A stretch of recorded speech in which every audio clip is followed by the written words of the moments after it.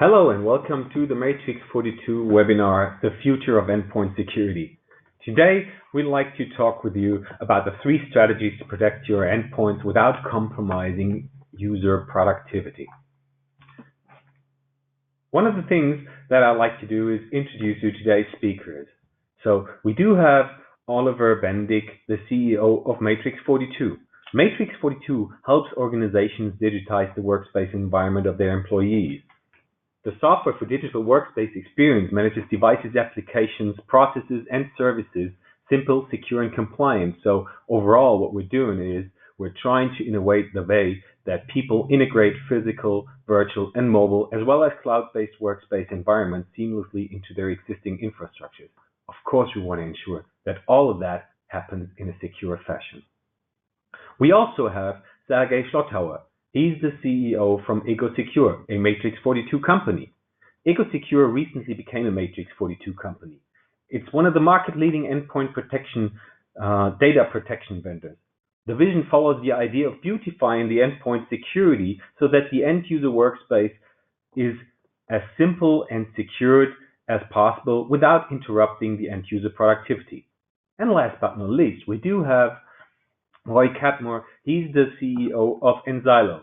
enSilo is one of our OEM and technical strategic alliances around our endpoint protection offering. And enSilo comprehensively secures the endpoint pre and post infection.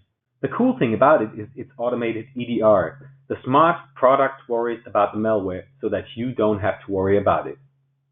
Before we actually get started, it'll be interesting to find out how you think about security. So what we want to do is find out how you currently protect and secure your endpoints.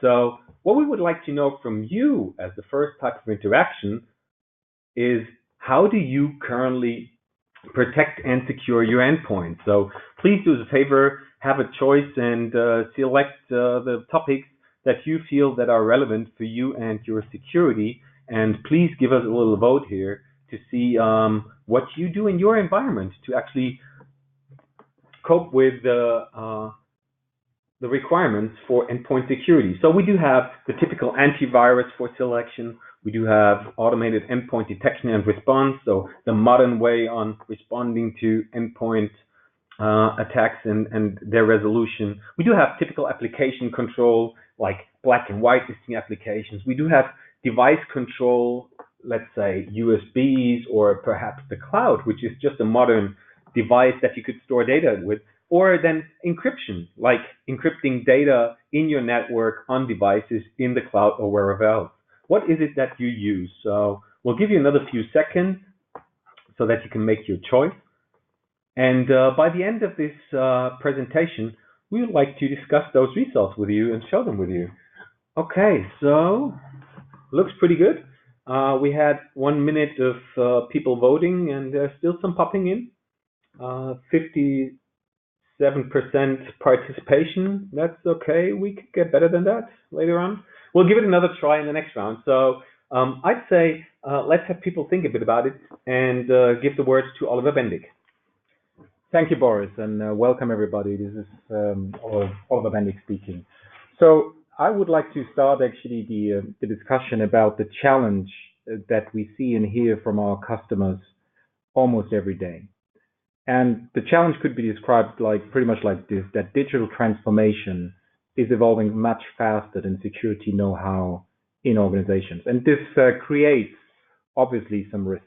And I want to highlight it, what we currently see in organizations, why digital transformation is evolving so much faster than security, and what kind of implications security have. And I would like to start with a little story that all of us might have heard in the news in the past or seen on TV, which is the Royal Mail great robbery in 1963.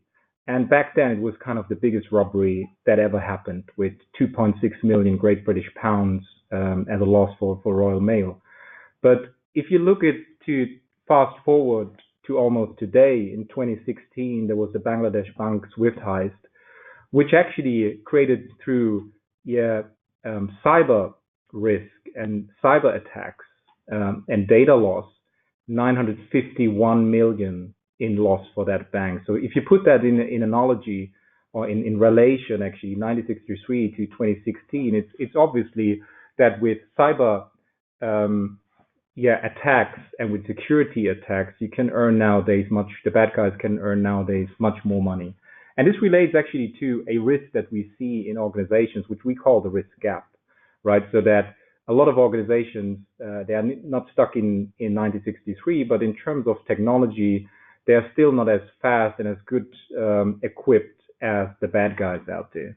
So where I want to lead you guys to is that every business nowadays is a digital business, and that's for sure. It doesn't matter if you're in manufacturing, healthcare, in any kind of business. We have customers in waste disposal business where even these guys are now digital because they help, digitalization helps with logistic processes. But the bottom line here is that there's much more complexity now out there in terms of devices, in terms of automation, in terms of digitalizing processes, which creates a lot of benefits for users and for employees and for the business, because nowadays without digitalization, we're not doing any business anymore.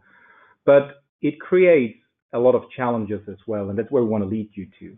Because all these fancy new technologies like AI, machine learning, working more agile, and with all these new devices, create a cyber risk 4.0, how we see it. Because the bad guys, they obviously also see that digital transformation is moving much faster than the security know-how. So every business is nowadays under attack. And the bad news is that the bad guys, they use the same kind of technology or even better technology than we as businesses do when it comes to things like AI, machine learning, automated attacks. So attackers are much more agile nowadays. And the new devices, they create a much bigger attack vector, especially with this notion of mobile, cloud, and working from anywhere, anytime. So the bottom line here is that we see that cyber risk is a business risk. And if we drill down on that, it becomes even more complex because a lot of our clients approach us because they want to increase productivity and employee motivation by providing flexible work styles. And how do you do that? You allow work from everywhere, from any device, whether it's a corporate-owned or personal-owned device, from any location. It creates new business opportunities, and how I call it, it enables a environment of innovation. But as I mentioned, the risk that comes with it is new gateways that are used to exfiltrate data or for malware entering the endpoint. And we have just looked at some of the most well-known attacks, and you guys, probably most of you have heard and seen about or heard about these attacks. But there are a few on that slide that are very concerning. I mean, if you look at the lower end in 2015, for instance, the Jeep SUV hack, this is actually a good example that any kind of device can be used for an attack nowadays. And it's very concerning, I think we all agree, if an attacker actually gets control over a car and can actually control brakes and steering wheels and stuff like that. So any kind of device, any technology needs protection. But more like the more well-known and modern ones on the endpoint, like WannaCry, we've seen this a lot in the wild. More than 300,000 enterprises get hit hard by WannaCry. And it's obvious it's nowadays not about reputation for hackers anymore. It's ransomware became a big business. We have seen things like ransomware as a service where attackers actually create campaigns like a traditional business to run out or to release those kind of ransomwares. And you can actually have ransomware as a service where you can, even if you don't have information about viruses, where you can book first level, second level, and third level support to create this ransomware. So it's a big business. And the last piece that I want to show here in 2018 is more like a funny one, is actually an attack against a sex toy, Ripatissimo. And why do I mention this in an endpoint security webinar? It's pretty simple. It's not about the device that got hacked. It's more about the data that got exfiltrated. So the customer data that was thieved from the attackers, because it was quite embarrassing for these 100,000 customers that this data was stolen and actually was used against those customers to blackmail them.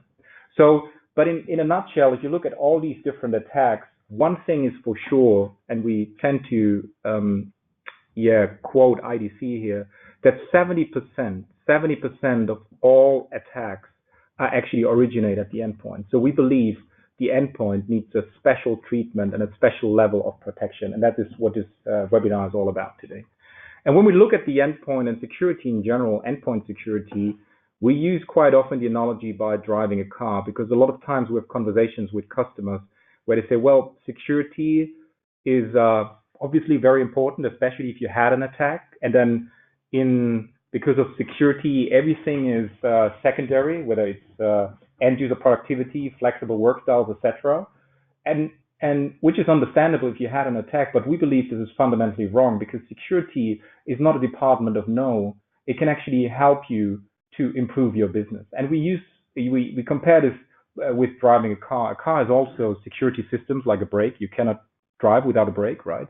But it also has what we call them business innovators. It has ADAS, ESB, EBD, all these driver assistance services that help you to steer better through on the road. And that's exactly how we see endpoint security, because if you look at flexible work styles and working from anywhere, anytime, any device, obviously security is needed to provide that kind of work style so that you can use it seriously in the organization. So we believe security, and specifically endpoint security, is not just a business enabler, it is also a business innovator if it is implemented correctly.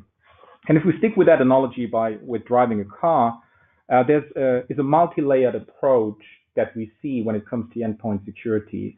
And the first element is still device management, because we in this group, Roy, Sergej, myself, we believe that only a managed endpoint is a truly secure endpoint. So a lot of times device management doesn't have a focus anymore within organizations, but simple things like patch management is a hygiene exercise. You have to do it. It's like filling up your car with petrol. It's not an optional thing. You have to do it, right? But the second thing is also user behavior analytics.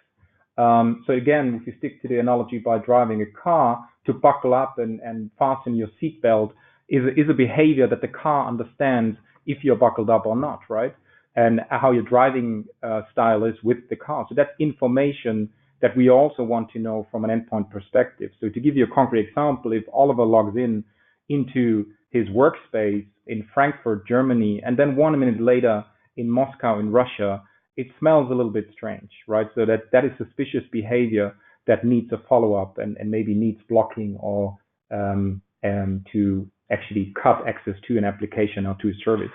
And if we follow that multi-layered approach, obviously, especially when it comes to security, it's very important that we learn more about the information, the device itself, how the user is working with the device, and the information that we get from our different systems in our world, whether it comes from our client and device management, from enSilo, or from EgoSecure. We want to aggregate that data and provide then IT and security better information, and the system automatically should have better information to protect or to remediate, protect from an attack or to remediate from it. And last but not least, it's all about automation. And the three of us that are talking to you today, we all share the same philosophy, actually. Manual processes within a security and endpoint strategy should be avoided, right? Because bottom line is, the bad guys out there, they are highly automated. And highly automated attacks need highly automated protection and prevention. And that's what we want to talk about today. So to actually start then with the drill down in the different strategies, it's actually three things that we would like to share with you today. Number one is malware protection, right? So with technologies like next-gen antivirus, endpoint detection and response, post-infection protection, and automated incident response, we believe this is not an optional thing anymore. It's something that is mandatory. Then obviously the second element is data loss prevention. So how can I ensure that I don't have intentional data loss or data leakage unintentionally? So things like application control, device control, and USB device peripheral management, encryption of data and actually whole devices is something that is important here. And then last but not least, we are all challenged with it, right? Data privacy and GDPR is a huge topic. So how can we ensure that we audit, monitor, and analyze how the data is actually used and consumed in organizations? So again, encryption is very important, but which user is accessing which data? So, but this is all is playing in concert, and it's all very, very important that it is a fully automated process. And we want to run you through this in the next 45 minutes, how you can actually implement this in your organization, that you address these three topics, but in a fully automated way. But before we start with Roy explaining more how enSilo can help here, we have actually one more question, right, Boris? Indeed. So the one that we would like to know right now is where do you see the highest risk? So there can of course only be one, but like where do you feel like you got most risk on the endpoint? Is that what is that you're feared of? That's what we want to know from you, and give you a minute to pick a single answer. Just noticed we had a little bug in the other questionnaire. We asked multiple choice, but only gave people the chance to give a single answer. So, but still, we do have a quite good result on that. But here, quite interesting to see. We have 1/3 of the people have given their answer yet, and it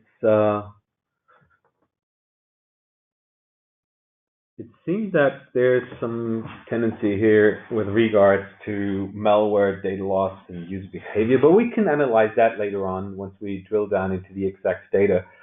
Thank you very much for your participation. I'd say let's have a look on what Roy needs to say about this. Thank you. So this is Roy Katmor. I'm a CEO, co-founder in enSilo, and I'll take the first shot about the malware protection for the use case of the compromised insider, the one who made a mistake and clicked on the wrong link in the wrong place at the wrong time, and now his computer is compromised. So let's talk a little bit about automated endpoint protection and response. And where is enSilo in all of this?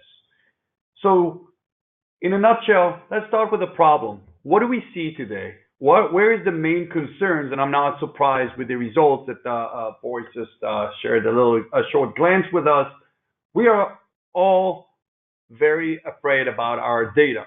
What are we afraid of? What can happen to our data? Basically two things. The consequences are simple. One, the data breaches, which is the left-hand side of this. We're all aware the numbers are just increasing. The trend is to steal and steal more and more.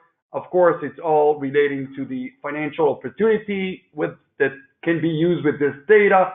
And the numbers are just keep on growing. Every time we think we hit a record, we're getting to the next year and we're getting a new record. So in the 2017, the Equifax was definitely a nice record. So and we're very sure that it's going to be, somebody will break this record this year. So data breaches are a huge concern.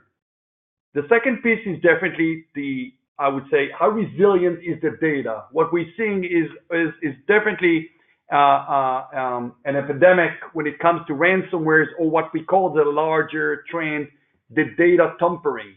What is data tampering? Data tampering, we know it as, a lot of people are associating it back to ransomwares, which is just a single way to basically change the data in a way that the user won't be able to use it anymore and create a disruption.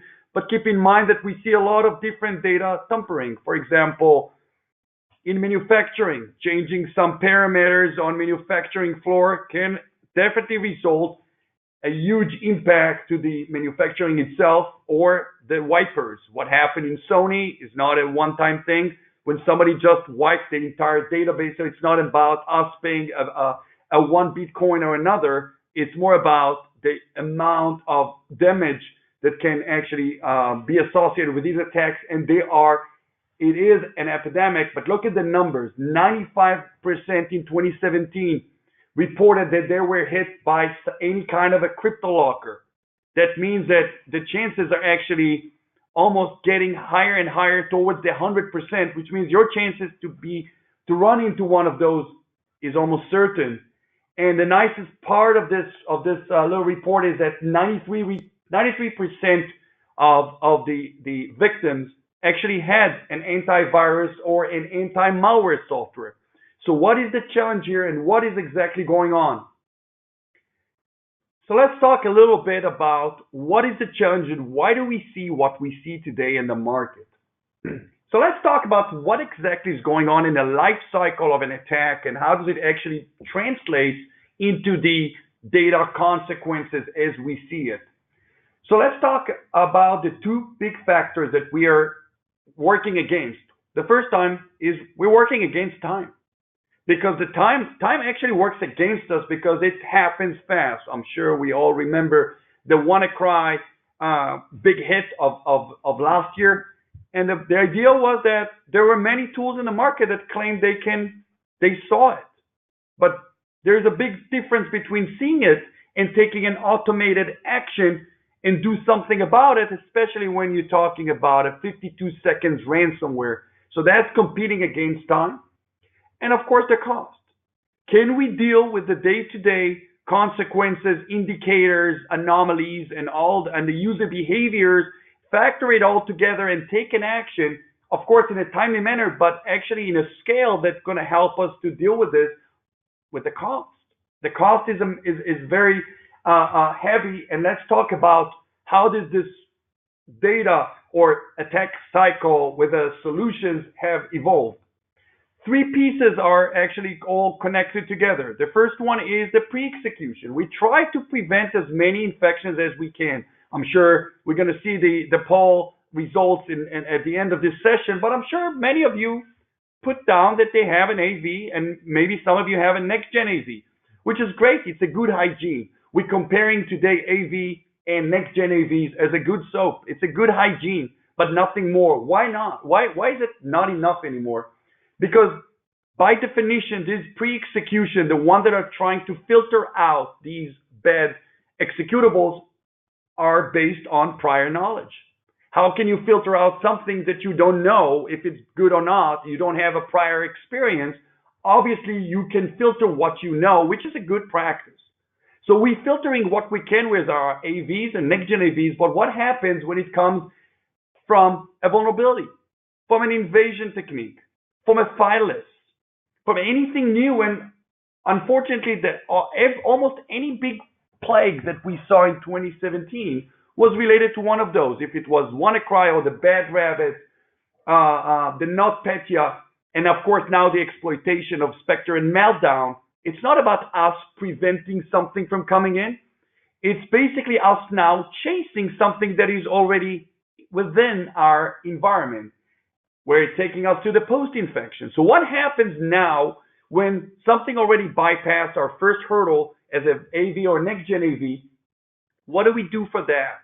What the market likes to offer today is basically a logging mechanisms known as endpoint detection and response. So we put down anomalies.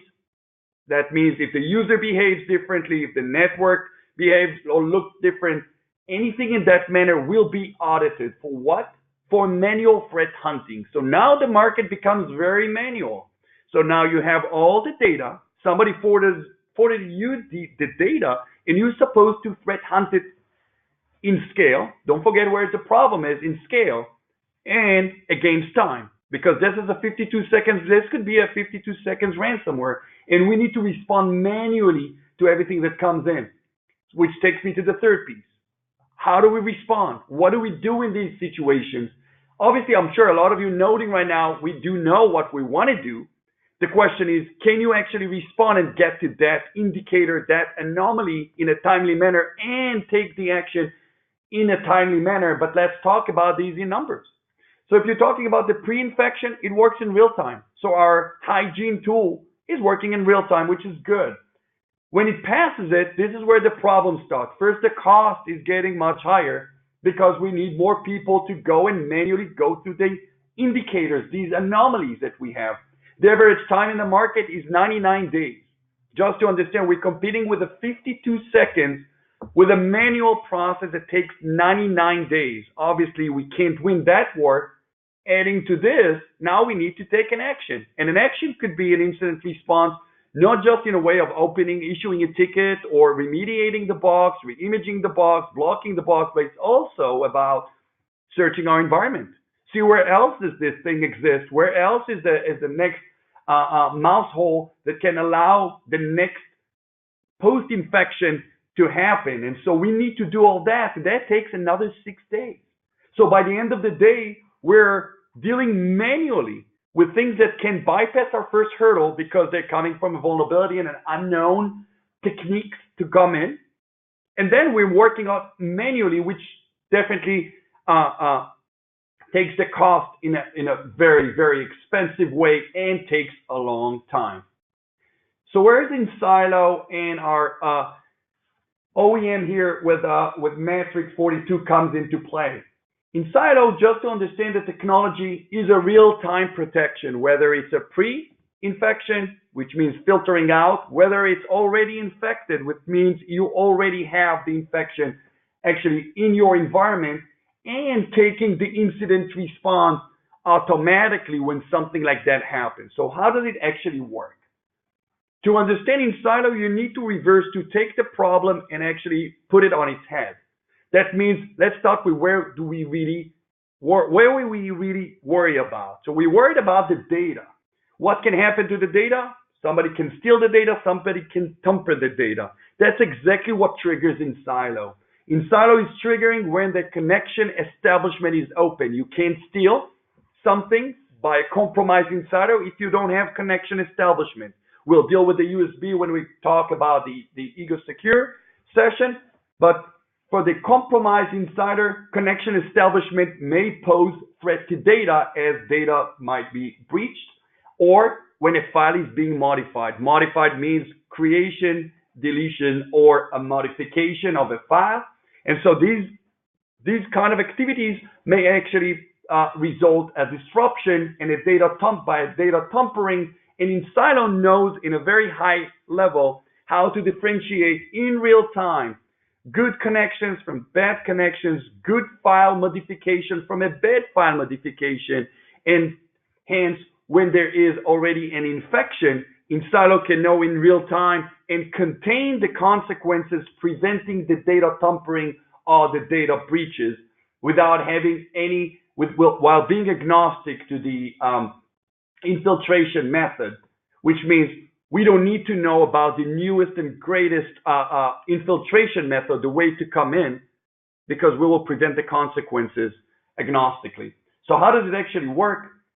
First of all, enSilo has its own SOAP. So we have our own antivirus. It's a certified next-gen antivirus based on machine learning, which makes it top of its kind. It's certified.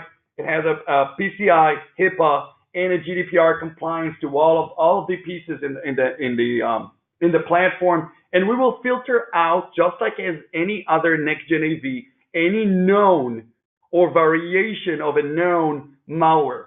So once we did this, we need to move on to the second phase, where what happens when something that we don't know actually goes into the network, and this is where the second phase is actually happening. We're recording everything from the operating system point of view.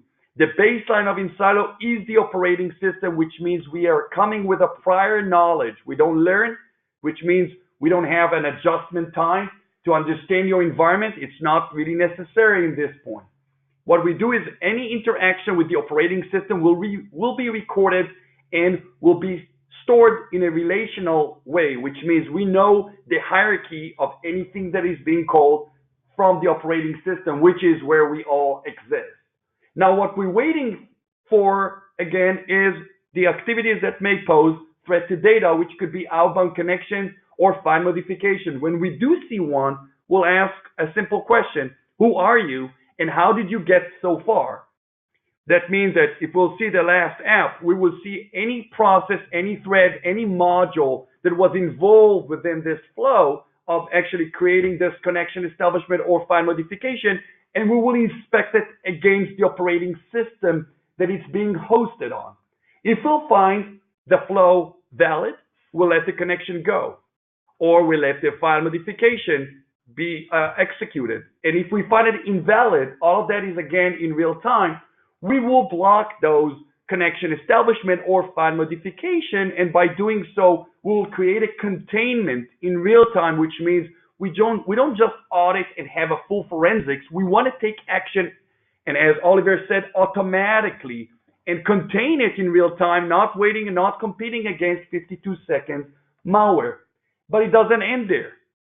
It's not just that we're blocking, we allow you to apply your own incident response recipes, your product, your platform, your environment, your way, which means if you wish us to open a ticket, the system will issue a ticket for you.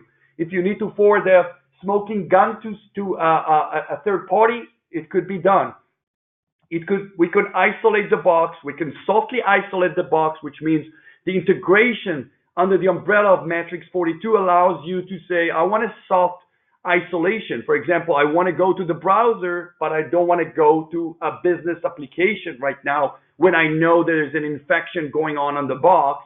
So all of these are allowed. You can search your entire environment for similarities as part of the incident response, and of course, you can close the ticket. So now that I'm walking again through the real-time protection, I'm going to talk about it not just as real-time, I'll talk about it as an automated protection at a fixed cost. Why is that? Because basically, enSilo is a single collector that allows you to go through all the three phases automatically using a single collector. The first is a pre-infection, so we have our own certified AV based on machine learning, artificial intelligence, and we're doing this in real time. The second piece is what happens when somebody, it's an unknown, it bypasses. Our containment allows a real-time protection of your data, even when you're compromised, again, in real time. And last but not least, the incident response. We want to customize, we want to have our own playbook automated with a complete forensic, so we'll feel secure that we did the right thing. And again, we want that to happen right away without exposing us to a further threat. So where we got with this is a fixed cost. As you can see, they are not additional. It's all automated and it's done in real time for all the phases. No more delays, no more extra cost for manual processes that are not leading us to the right result. So if you want to see it in a day-to-day flow, enSilo starts at the end. First, block, prevent, or protect in real time. Then you can ask the question, how did that happen? So now with the recording, you can see exactly who clicked on what and how did it actually evolve to be where it is. Or where else do I have this? It's not about hunting the current attack. The current attack already happened. Within enSilo, with this partnership under Matrix 42, you basically need to think about the next problem, not the current one. The current one is already being taken care of. So where else? Where else do I see these kind of scenarios? Where else do I see this file? Where else do I see these flows? You can see all of that and understand where is the next problem gonna raise. And of course, once you've got that, you can pre-canned your customized incident response and feed it to your own environment. Do it in your own way. The way we do it today is we add verdicts to each and every alert that enSilo generates. It can go between malicious to PUP unwanted applications. And of course, for each one of them, we will allow you to custom, to tailor-make your own playbooks. And everything is being inspected, as Oliver stated before, with another artificial intelligence on top to make sure that we're not making any problems, that we enable business continuity without making bad calls on the triggering that we're making on the calls and the playbooks that we are taking. enSilo is the efficacy for enSilo is right now between the top 3 worldwide most efficient when it comes to the total cost of ownership and the security efficiency in a day-to-day. And it comes to all of the pieces of this modular extended platform, whether it's the AV part of it or the post-infection and automated incident response. And the benefit goes again. Data needs to be protected at any point, at any stage, whether you're infected or not. And so real-time protection is a must today, taking the data breaches and data tampering of course, the cost. The cost needs to be kept, and we need to eliminate any operational expenses that are due to the breach damage to the organization. And we need to do it through a management, a consolidated management that can allow you to see in a single point, in a single pane of glass, all the data that you may need to see working in scale, and not to forget the compliance, PCI, HIPAA, and GDPR. enSilo is a GDPR enabler, which means from the data security aspect of it, and enables GDPR, which means you can retrieve the data about users and remove them from the system by request. That was the enSilo part of the real-time automated endpoint. With that, back to you, Boris. Thank you. Well, there's another perspective. It's about how we actually defend the device when it comes to user data with respect to how can we influence about how users get actually involved into protecting your data, but then how do we not keep them away from work? So we need to find that out, and therefore we have Sergej Schlotthauer on the line, who's presenting his portion about data loss and the prevention about it. So, Sergej. Hello, my name is Sergej Schlotthauer. I'm CEO and co-founder of EgoSecure and VP Security by Matrix 42. And I spent last 13 years to develop a solution for data loss prevention, because of course malware protection is very important, but we still have users who use the data and work every day with data, and it is very important for the business, and our goal is to make this work secure. And the biggest problem at the moment, it is sounds very funny, but it's an old USB device. You can say, right, it is old technology, nobody uses, but every computer, every laptop, every fat client has an USB plug, USB slot. And the most company have no solution to secure this. And the biggest, you can see, for example, IBM tried to solve this problem, and they tried to do it in very hard way. IBM bans all removable storages for all stuff everywhere, because risk of financial and reputation damage is too high. I completely agree. If you don't secure USB devices, you have enormous risk and you have an enormous problem. But the next slide is very interesting, because after that, they recognized we have a problem, because our people need USB device for work. We can't forbid the complete USB device users. It doesn't work. And that is exactly what we say. We have a big risk, but to forbid something is not a solution. The solution is to manage it. The solution is to secure this usage. And for this purpose, we developed years ago, 6 or 7 years ago, a CAFE principle. What is CAFE principle? CAFE principle defined 4 steps to protect your data. Which steps you have to do to make your business and your work with the data secure. And the first step is very easy. It's access control, to define which users group could use USB device or other device and who not. In this case, you solve 80% of your problem and if your risk at the same moment if you define this list. After that, the other, let's say 5 or 20% of your employees are working with USB device. And if something happened, you have and you need a complete view of what has happened. And we have an audit. With the audit, you have always the possibility to look inside who steals the data or who lost the data and which way this data breach was when. And the next step, they say, okay, to say allow USB device or not allow USB device is too hard, but you can define it much more interesting, because you can say, for example, accounting people always use USB device or cloud, whatever, to transfer office data, Excel, whatever, PDFs, whatever, but they don't need it for picture or videos. If we speak about marketing needs, of course, videos and picture, but they don't need executables. Can you filter the data to define the rules?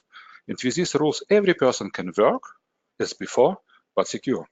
And the last step, and this is last but not least, is encryption.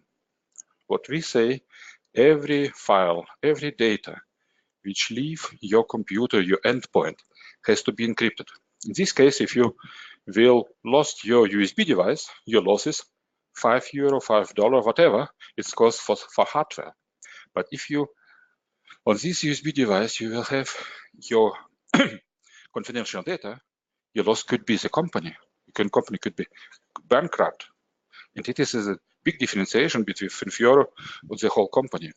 And with this principle, you can define the steps you have to do to secure your database. But we don't speak about USB only. We can see you need it. It is a general approach for effective data security. But the next slide, you can see you need it for the little bit too. You have to, it is not a USB device, and only a problem with USB device on external storages. It's the same problem you have exactly with the cloud services, the cloud storages. The same problem you could have with the emails, with internet communication, or with network devices. And what you need is the whole concept to protect you all database. It is important. You can see it is exactly our portfolio, what we do. You can see the cafe again.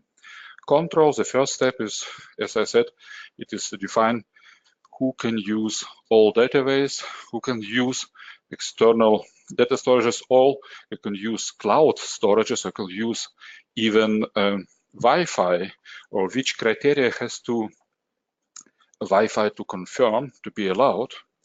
And the second step, audit, is exactly as I said before. Filter is the first step, is to define the data type, it's allowed and not allowed. The second step is deep data inspection. It's to look inside the file to say, okay, for example, documents are allowed for use, but if this document contain confidential information, we will block a copy outside of the company. And of course, we have a standard antivirus, old type antivirus, and we have application control. Application control is very important because separate the business application from millions of other applications. We don't know what they do, but we don't need to care about it. We block all applications we don't need. And the next step, as I said, encryption. We offer you 10 applications for encryption the data, for encrypt the data. Maybe you don't need all 10 tools for that, but maybe you need 5 or 7. It depends on your job, but very important is we offer this from the one company. It is one solution. It is not a silo with 20 different tools, because they have to communicate with each other. And if we want to have a solution without loss of productivity, we need a solution from one hand, very automatically solution. It is exactly what we offer. Big solution from one vendor.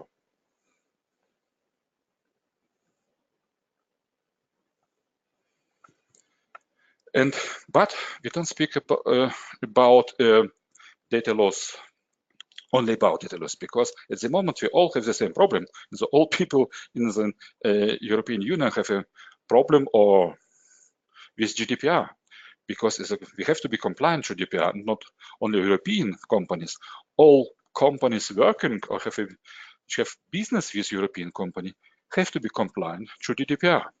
And GDPR says to us, it's regulation of GDPR. You can say on the next slide is exactly what GDPR want from us. Exactly. For example, is completely the same things. It is prevent attack by data encryption, monitoring of data breach without encryption, and monitoring of the data, completely data transfers, and privileged user access control. It's exactly what we defined. What we defined with CAFE principle, because we are a German company, and we have 10 more years experience with Germany data law protection laws, and it's exactly what we did every time with our customers. And exactly what I said, it's not only a question of data protection, it is a question of to be compliant to the law. And the next step is very important. That we did this step 3 years ago, because I mentioned before, maybe you need 5 encryption tools or 7, but the standard question from our customers, I have no idea what I have to do first, because I don't know what exactly situation we have. And we can't do it for every company. We can say exactly we have one scenario for all companies. What we say, we give you a solution. We give you a tool, it's called enSilo. And enSilo helps you to know exactly what is happening in your company. We have, before you speak about USB protection, you have to understand what has happened with USB in your company. It could be a really good way for IBM to understand first before they act. And for example, you can see some questions on the next slide, and you have to understand, did somebody use USB device in my company in the last time, and how many data left my company, how many data went inside my company, and which data it was. It was private data, it was business data, it was confidential data, not confidential data, and a lot of other questions. And it's exactly, you need answers before you act. And this is exactly what our tool enSilo delivered to you. You can see a big picture with a lot of diagrams.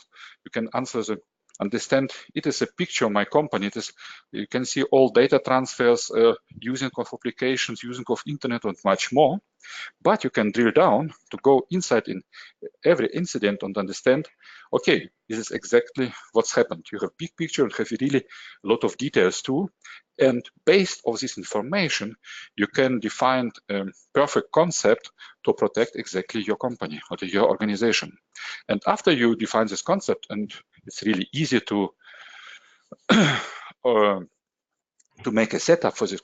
But the next step, you have to analyze, does it work for my company? This is the really right setup. In this case, you can always analyze what the situation now and optimize your security concept with enSilo and EgoSecure.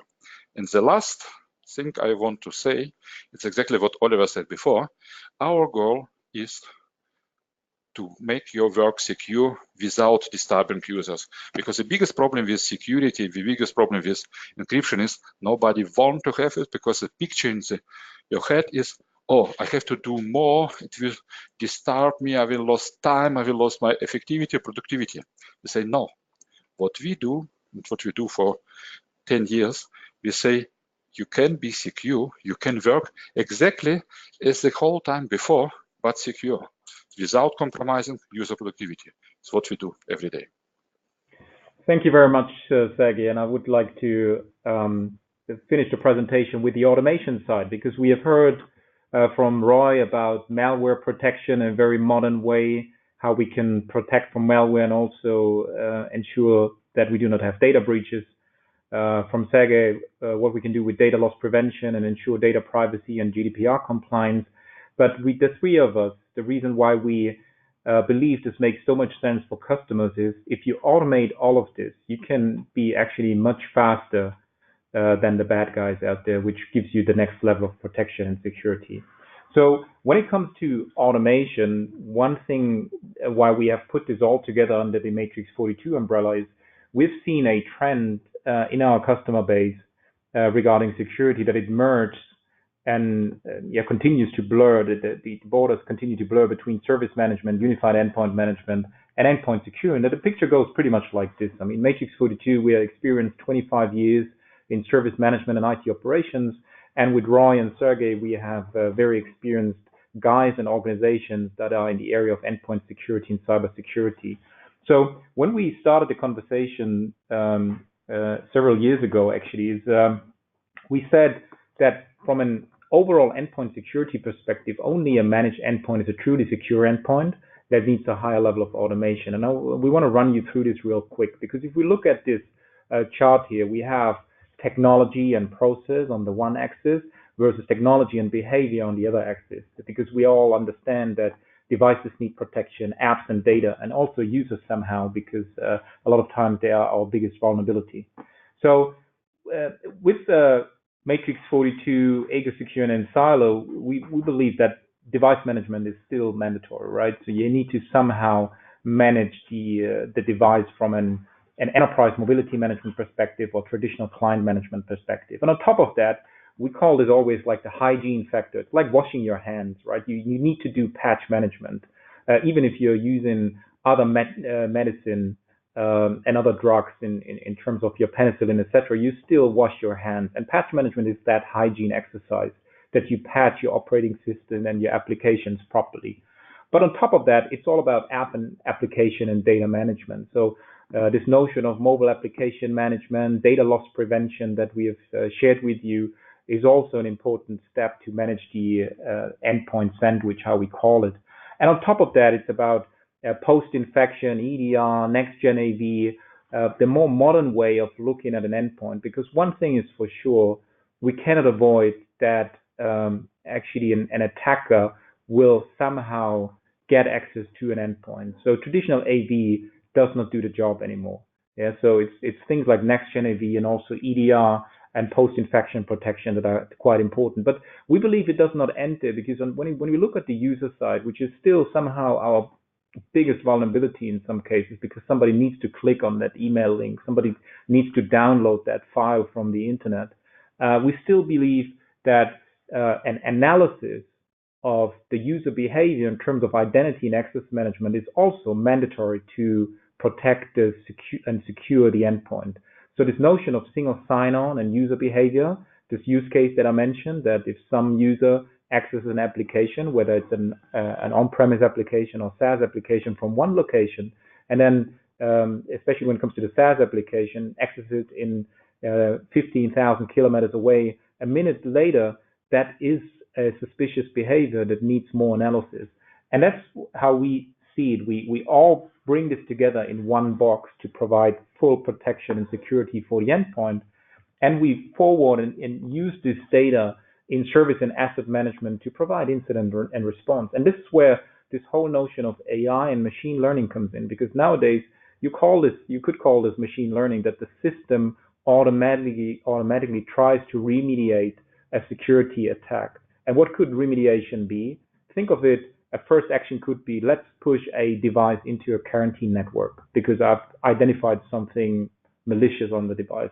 Another level of remediation could be, let's install a patch, make sure that the exploit is not there anymore, that the vulnerability is closed on the device. And another level of remediation could be, I reinstall the whole machine or reinstall the application that provides some damage to my environment, it creates risk in my environment. So the basic idea is, if we use all that security data and aggregate it into a service management solution that automatically triggers workflows to remediate endpoints, that's like the highest level of automation that you can get, and that's how you actually be ahead of the bad guys. So how could that look like from a let's say administration perspective? For instance, we call this the WORKSPACE security suite. And what this provides you is all this information from enSilo, also EgoSecure, to provide security incident management, to trigger workflow automation, to provide you a scoring method and scoring capabilities where you say from a score from 0 to 100, based on the risk state of the device, I can automatically trigger automation. As I mentioned, put the device on quarantine, cut off application access, make sure that you block any kind of USB peripheral access, or even reinstall a whole machine. So that's things that we do in this combination, EgoSecure, enSilo, and Matrix 42. So it helps you to provide root cause and problem management, as Roy mentioned, that you do not just fix and remediate that one endpoint that provides you challenges in your environment, that you also look automatically into the rest of your environment, who else has that problem or that security risk. So, but to finalize actually the presentation before we sum up about the benefits and how we believe you could and should start, let's have a look at the results from the pulse. Yeah, actually with the results, so what you could see now is how do you currently protect and secure your endpoints was the question that we placed, and we gave you 5 potential answers that you were able to select one about. And the The highest ranked one with 52%, of course, was the AV in Next Gen AV, and that's pretty much in line with what we thought that you'd be taken care of. I mean, everybody runs an AV in the meanwhile in the year 2018, no doubt about it. But then, interestingly enough, there's 14% that already have or say that they currently already have an automated EDR solution to take care of problems that they see inside the network. 16% say they have encryption for data, the cloud, network, and devices, but then only 6% take care of their applications in terms of black or white listing, allowing what people can actually run on their devices, which is not a too high number. I think there's quite a lot of potential with ensuring people don't even bring that malware in. And then last but not least, 11% said they take care of their devices, the USBs, the stuff that Sergej just mentioned. And that said, when Sergej said GDPR says this is a mandatory requirement with 11% taking care of it right now, that means that we have pretty much like 90% that are not yet GDPR compliant taking care of their data. And that gives good potential for you to investigate on how you could deal with that going forward, since this is a requirement by law and therefore we need to think about it. So the other one, just a quick view, where do you see the highest risk on the endpoint? Of course, the ones that have lately been discussed, like malware, ransomware, cryptojacking, etc., the data loss, as well as the user behavior. Only a very few of you, like 5%, said external devices, the USB sticks, the smart home devices, etc., could be a risk to your endpoint strategy, which is a number that I believe could increase looking at the amount of devices that are out there that can just be plugged and connected to your corporate environment without you even noticing, and that could be a potential area where people take out data from your environment. So thank you very much for the participation, and yeah, and then before we open it up for questions, a short summary. So one thing that we wanted to highlight, the future of endpoint security is what we call digital workspace security. So the combination of the different elements that we have shared with you, so the full management of the endpoint sandwich, how we call it, is important. It has that value for you that you have a much higher security at your endpoints. If you look at things like incident and response, next-gen AV, and EDR, and post-infection protection in combination with encryption, USB device management, application control, and so on. So, but the most important topic and the most important message that we want to send to you, that the future of endpoint security means you can provide and implement security without compromising end user productivity. So in an ideal world, and that's what we are shooting for with our solutions, is that your users do not even feel and see and hear that they are protected. It's built in and not bolted on, right? So it's a built-in functionality within your digital workspace strategy. And the third thing is about, it creates automation and transparency. So whenever you have a security attack or malware or data breach in your environment, the first question obviously that comes up is, where else do I have this? What do I need to do? And can the machine automatically remediate my data breach or malware attack? So these three elements, that's exactly the value that we provide with all the three of us with the combination of our solutions. So the bad news, guys, is on the road to success, there are no shortcuts. But the good news is this digital workspace security suite that enSilo, EgoSecure, and Matrix 42 provide, we are the easy button, right? We are the easy button to create that road of success for you when it comes to endpoint security. So with that, we still have, I think, 1 or 2 minutes for questions. We have a lot I've seen in the panel. So let's open it up real quick for the questions. So in terms of questions, there was one question from one of our participants that said, with EgoSecure, would it be possible to block the transfer of files or content through mail clients like Outlook, or would that be blocked based upon protocols? Sergej, how would we handle once we actually look into data on whether it's supposed to leave a computer or not?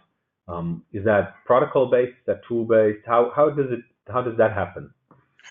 Okay, email security, at the moment, we only encrypt emails. We can provide you encryption solution for that. We don't, at the moment, we don't filter email communication, but we are working on this, and it would be really technical answer is to filter the open of the file with special content by Outlook or by web browser, whatever.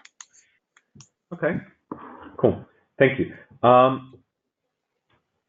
There's a question if is it possible to get test licenses to check the product and do some testing. Of course, all the technologies that you've seen here today can be test driven by you. All you need to do is go to the Matrix 42 website, upper right hand corner, click the Test Now button, and you'll receive access to a test system for all the type of technologies that we've been talking about. What else do we have? There was one question that says, is there a way to automatically classify data like personal data or financial data to act on those different types of data on different behaviors? So, Sergej, do we have an answer to that? Yes, we have our new module DLP. We have a possibility to have a predefined rules to separate exactly financial data, MasterCard data, whatever. And additionally, you have a possibility to define new rules exactly defined for your company. It's your rules. Another one. Are there any plans on adding enSilo Android agent regarding the rising BYOD scene so that people are actually protected on their Android devices as well? Is that possible? It is possible. It's not something we actually about to pursue this year, but it is possible. We do hear that here and there. You know, right now I would say that most of the attacks that I've seen today on Androids are related mostly to the personal data rather than the enterprise business data. And when it comes to the business data, we always, keeping the idea that mobiles don't have too much data on them, so it's more of an access point rather than actually a storing point. I wouldn't say that this is a high priority when it comes to data security, but it is something we plan for 2019. Mm-hmm.